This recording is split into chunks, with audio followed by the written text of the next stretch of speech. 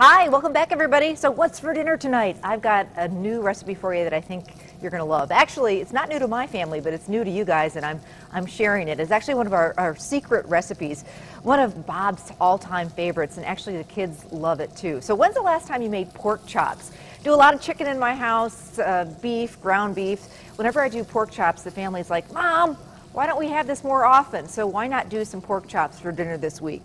Now, one of the secrets to cooking pork chops at home and making them so they're nice and juicy, one, don't overcook them. Pork producers now say the internal temperature only needs to be 145 degrees. That's the magic number. It used to be that we'd cook those babies until they turned into shoe leather, and that is not a good thing. Also, I like to go for a little bit thicker cut of pork chop, and that tends to make it nice and juicy. If you're doing them on the grill, I like to marinate them.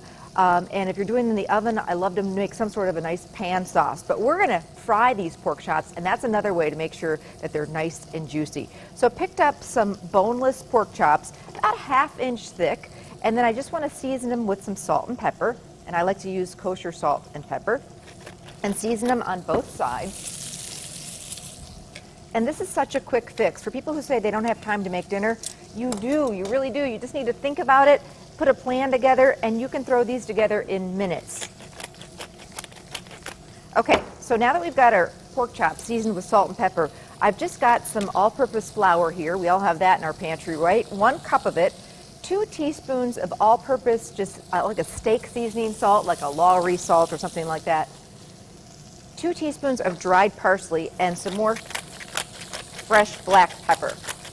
Now, if you like a little heat, you could do a little bit of cayenne pepper in here too. So I just want to mix all these seasonings around with the flour, and that's going to give it some great flavor. Now, in the skillet over here, I've got 3 tablespoons of vegetable or canola oil and 1 tablespoon of butter. And the mix of those two means that we're basically going to be able to bring the pan to a high heat with the mixture of the oil and the butter. If we just used butter, the butter would burn. The butter is going to give it some great flavor and color. Okay, so now I'm going to dredge, or basically coat is another word for it, these pork chops lightly in this flour mixture with the seasoning salt and the parsley and the black pepper. And in they go into a nice hot pan. That oil and that butter has been heating up.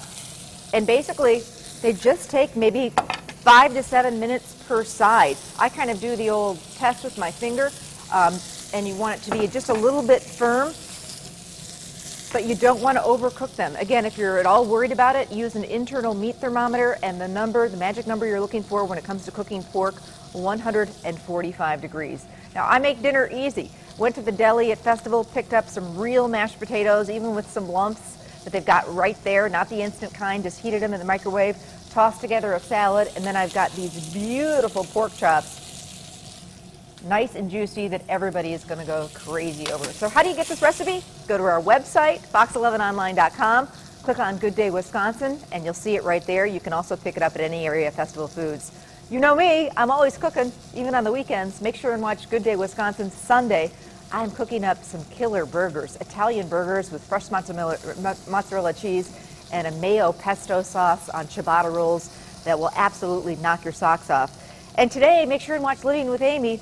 It's all about some super easy, quick fixes. I'm making a Greek shrimp skillet dish that you can whip up in minutes. Plus, we've got some really fun ideas and recipes for Mother's Day, which is coming up. It'll be here before you know it. So we'll see you here at Living with Amy right after Good Day Wisconsin. Pete and Rachel will be right back, so stay with us.